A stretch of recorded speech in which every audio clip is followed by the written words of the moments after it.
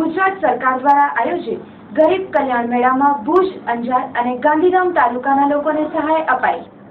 ગરીબ કલ્યાણ મેળાના 9મા ચરણમાં આજ રોજ જિલ્લા મથક ભુજ ખાતે ભુજ, અંજાર, ગાંધીધામ પ્રાંત કક્ષાનો ગરીબ મેળો યોજવામાં આવ્યો હતો। પશુપાલન વિભાગ ગ્રાઉન્ડ ખાવડા રોડ મધ્ય યોજાયેલ ગરીબ મેળામાં 11,000 લાભાર્થીઓને વિવિધ વિભાગોની સહાય આપવામાં આવી હતી।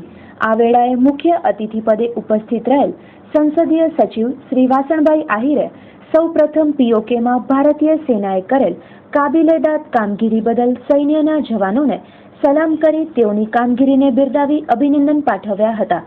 ગરીબ મેળા થકી ગરીબ લોકોને પગભર બનાવવાનો અભિગમ તત્કાલીન મુખ્યમંત્રી અને વર્તમાન વડાપ્રધાન નરેન્દ્રભાઈ મોદીએ શરૂ કરેલ હોય તેને વર્તમાન ભાજપની રાજ્ય સરકાર આગળ ધપાવી રહી હોય આ મેળાઓ થકી એક સમય ગરીબી રેખા હેઠળ જીવતા પરિવારોનું જીવન ધોરણ વર્તમાન સમય ઊંચું આવી ગયું હોવાનું જણાવી ઉમેર્યું કે ગુજરાત રાજ્યમાં 24 કલાક વીજળી પૂરી પડાઈ રહી છે, જે અન્ય રાજ્યમાં આવું નથી।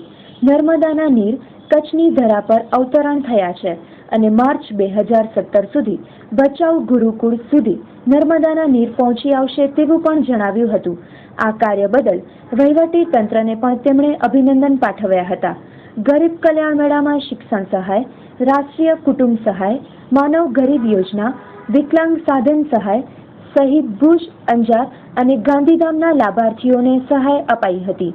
આ વેળાએ ગાંધીધામના ધારાસભ્ય રમેશભાઈ મહેશ્વરી, ડીડીઓ CJ પટેલ, ભુજ તાલુકા પંચાયત પ્રમુખ કંકુબેન ચાવડા, ભાડાના કિરીટ સોમપુરા, ભચાઉના વિકાસભાઈ રાજકોર, ભુજ નગરપતિ અશોકભાઈ હાથી, મધુકાંત શાહ, હિતેશ ખંડોર, નરેશભાઈ મહેશ્વરી, નવીન ઝરુ, કેશુભા વાઘેલા, ગીતાબેન ગણત્રા, પુષ્પાબેન ટાંક, સુશીલાબેન આચાર્ય, ભાવેશભાઈ આચાર્ય, હરિભાઈ જાટિયા, અરવિંદભાઈ પિંડોરિયા સહિતના અગ્રણીઓ ઉપસ્થિત રહ્યા હતા। 11,000 લાભાર્થીઓ અંજાર, ગાંધીધામ અને ભુજ 3 તાલુકાનો આ વખતે ભુજમાં ગરીબ કલ્યાણ મેળો યોજ્યો છે।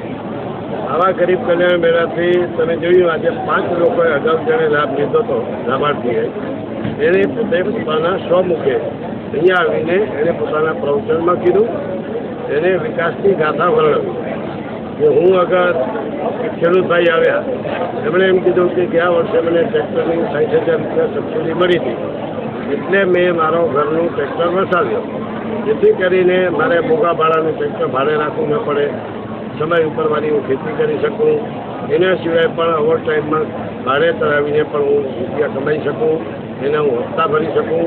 આવી અનેક લોકોના જીવનમાં ગરીબ કલ્યાણ મેળાને કારણે બદલાવ આવે છે કે આજે આપણે જે કીટો આપી તો દૂધનું જે કામ કરતા માલધારી ભાઈઓ છે એને દૂધની કીટ આપી, બહેનો જે છે ઘરે બેઠા અમુક સમાજ એવા છે કે બહાર જઈને મજૂરી કરી શકે એમ નથી, સમાજની મર્યાદાઓ છે તો એમને સિલાઈ મશીનો આપવામાં આવ્યા, એ ઘરમાં બેસીને રોજગારી મેળવી શકે। અમુક બહેનો છે એને બ્યુટી પાર્લરના મશીનો આપવામાં આવ્યા, એની સાધનો આપવામાં આવ્યા। એક વિકલાંગ ભાઈ હતા તો એને ટ્રાયસાઇકલ આપવામાં આવી। આવા અનેક લાભો તમારી નજરે તમે જોયા છે। એ લાભો લઈને ગરીબ લોકો પોતાના જીવનમાં આર્થિક અજવાળા પાથરે એવી આ સરકારની બંને વિજયભાઈની સરકારની આ નેમ છે।